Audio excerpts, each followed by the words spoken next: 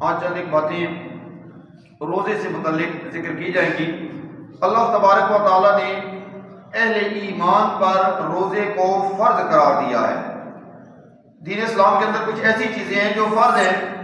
کچھ ایسی ہیں جو واجب ہیں، کچھ سنت ہیں، کچھ مستحب ہیں، کچھ مباح ہیں۔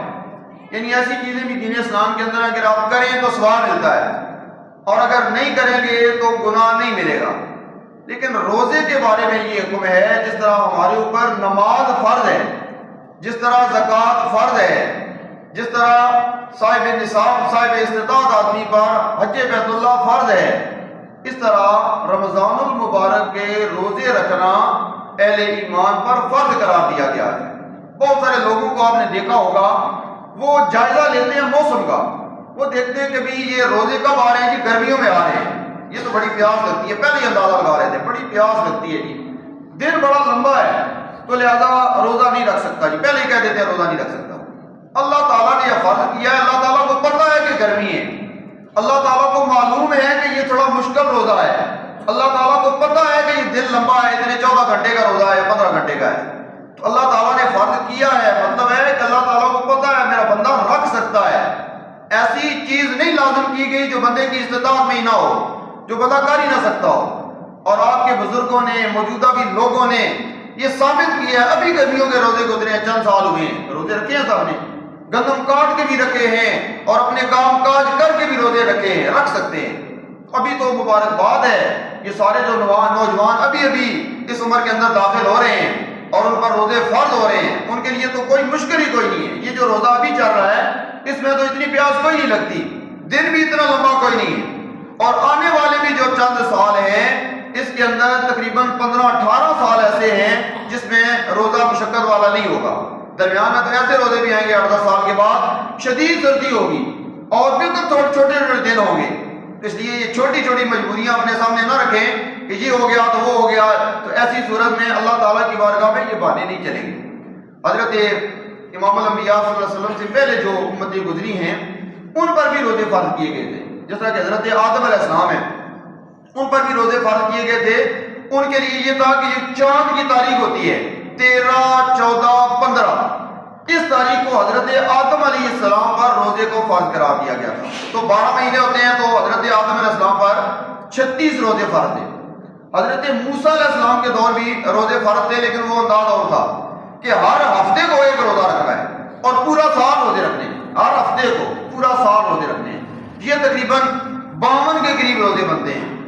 یہ 1 مہینہ اور 22 دن روزے بنتے ہیں۔ حضرت موسیٰ علیہ السلام پر اور حضرت موسیٰ علیہ السلام کی قوم پر روزہ فرض کیا گیا تھا، اور یوم عاشورہ کا روزہ بھی تھا، 10 محرم کا روزہ بھی ان کے اوپر فرض تھا۔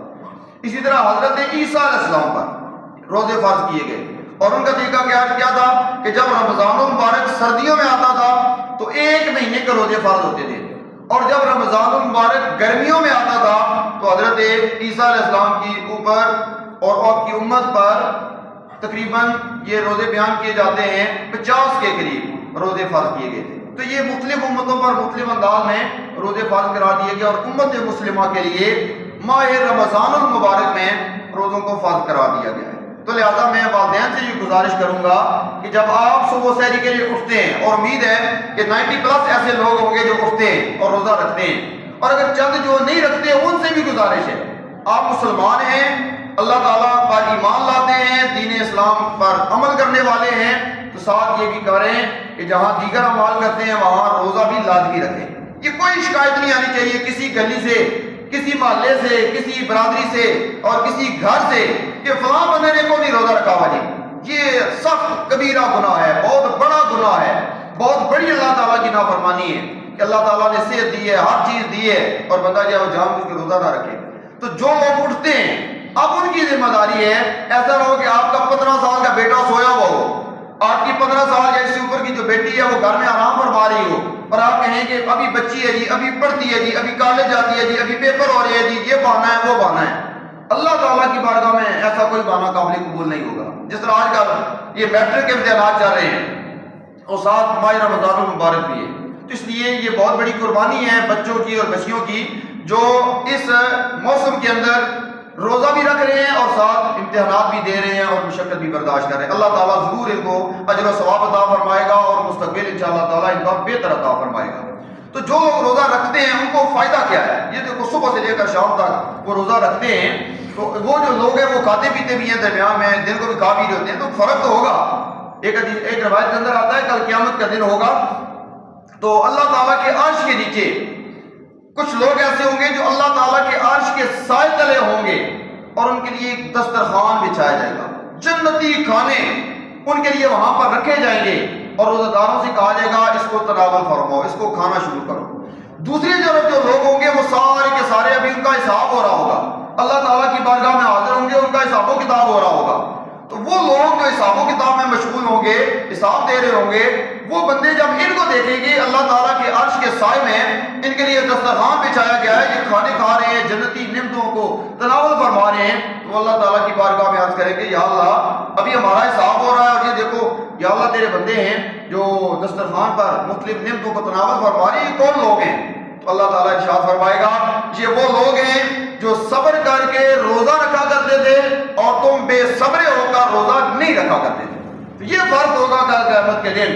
آج ہمیں مشقت لگتی ہے، کھا بھی نہیں سکتے، پی بھی نہیں سکتے، خواہشات رسانی سے باز رہنا پڑتا ہے، سارے معاملات ہیں، لیکن کل قیامت کے دن بدلہ بھی اسی طرح ملے گا، اللہ تعالیٰ اجر بھی اسی طرح عطا فرمائے گا. مشقت لگتی ہے، کھا بھی نہیں سکتے، پی بھی نہیں سکتے، خواہشات رسانی سے باز رہنا پڑتا ہے، سارے معاملات ہیں، لیکن کل قیامت کے دن بدلہ بھی اسی طرح ملے گا، اللہ تعالیٰ اجر بھی اسی طرح عطا فرمائے گا. اس لیے ہمیں کوشش کرنی ہے اپنی زندگی کا معمول اپنا بھی بنائیں اور اپنے گھر کے اندر جو آپ کی اولاد ہے،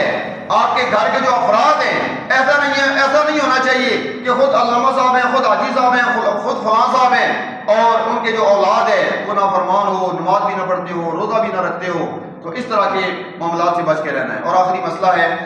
صبح صادق کے حوالے سے. پہلے ہمارے گاؤں کے اندر بھی تھا، ابھی شاید نہیں ہے، کہ جب صبح سحری کا ٹائم ہوتا ہے، جب سائرن بجتا ہے، اس کے بعد بھی لوگ کھاتے پیتے رہتے تھے اور جو بڑے لوگ تھے وہ کہتے تھے ابھی اذان ہو رہی ہے جی، کھا لو پی لو، ابھی ٹائم ہے تھوڑا سا. تو اگلی جو 5-7 منٹ ہوتے تھے اذان والے وہ بھی کھاتے پیتے رہتے تھے. تو شرعی حکم یہ ہے کہ جب سائرن بج جاتا ہے، جب سحری کا ٹائم ختم ہو جاتا ہے، اس کے بعد کھانا پینا جائز نہیں ہے، کیونکہ جو اذان ہوتی ہے وہ روزے کا وقت شروع ہونے پر ہوتی ہے. روزے کا وقت وہاں شروع ہو جاتا ہے جب اذان ہوتی ہے. اس دوران اگر کوئی کھائے گا یا پیے گا تو اس کا روزہ نہیں ہوگا، وہ سارا دن ویسے ہی بھوکا پیاسا رہا ہے، اس کا وہ روزہ شمار نہیں ہوگا. تو لہذا بہت احتیاط کریں کہ جب صبح سائرن بجتا ہے تو سائرن بجنے کے ساتھ ہی کھانا پینا بند کر دینا چاہیے. یہ ایک انتہائی احتیاط والا عمل ہے. اور جو دور دور کہیں سائرن بجا دیتے ہیں، ایڈوانس بجا دیتے ہیں یا بہت دیر کر دیتے ہیں، اس کی وجہ یہ ہوتی ہے کہ وہ مختلف اور شہروں کے جو ٹائم ٹیبل ہیں ان کے پاس ہوتے ہیں، کچھ صحابے کا ہوگا یا کسی اور کا ہوگا، تو وہ 5-5 منٹ کا فرق بھی ہے. تو اس لیے بہت ایڈوانس بجا دیتے ہیں، یا اسی طرح افطاری ہے ایڈوانس کرا دیتے ہیں. تو ایسا نہ ہو کہ غلط سائرن بجنے کی وجہ سے سحری کے وقت کسی کا روزہ ضائع ہو جائے، یا غلط سائرن بجنے کی وجہ سے کسی کی جو افطاری ہے وہ ایڈوانس ہونے کی وجہ سے اس کا روزہ ضائع ہو جائے. تو اس لیے آپ کی جو متعلقہ مساجد ہیں، جامع مساجد ہیں، ان کا آپ نے اعتبار کر رہا ہے، یہ انتہائی احتیاط کے ساتھ، اور سحری کے وقت بھی احتیاط کرتے ہیں اور افطاری کے وقت بھی احتیاط کرتے ہیں، اور آپ کے علاقے کا جو ٹائم ہے اس کے مطابق افطار کراتے ہیں. تو لہٰذا ایسی جو چھوٹی چھوٹی مساجد ہوتی ہیں دور دراز ڈھوکوں میں، تو وہ ان کے پاس کوئی بھی ٹائم ٹیبل آ جاتا ہے تو وہ کہتے ہیں ہاں جی بالکل یہ ٹھیک لکھا ہوا ہے. وہ ہو سکتا ہے صحابے کا ہو یا ہو سکتا ہے کسی اور شہر کا ہو. تو اس لیے احتیاط کرنی ہے. یہ بہت محتاط والا عمل ہوتا ہے، سحری کا بھی اور افطاری کا ہو. ایسا نہ ہو کہ صرف 2 منٹ کی خاطر یا 3 منٹ کی خاطر ہم اپنے پورے دن کی جو محنت ہے وہ ضائع کر دیں اور ہمارا وہ روزہ ہی نہ ہو. اللہ تعالیٰ سے دعا اللہ تعالیٰ عمل کرنے کی توفیق عطا فرمائے. وما علینا الا البلاغ.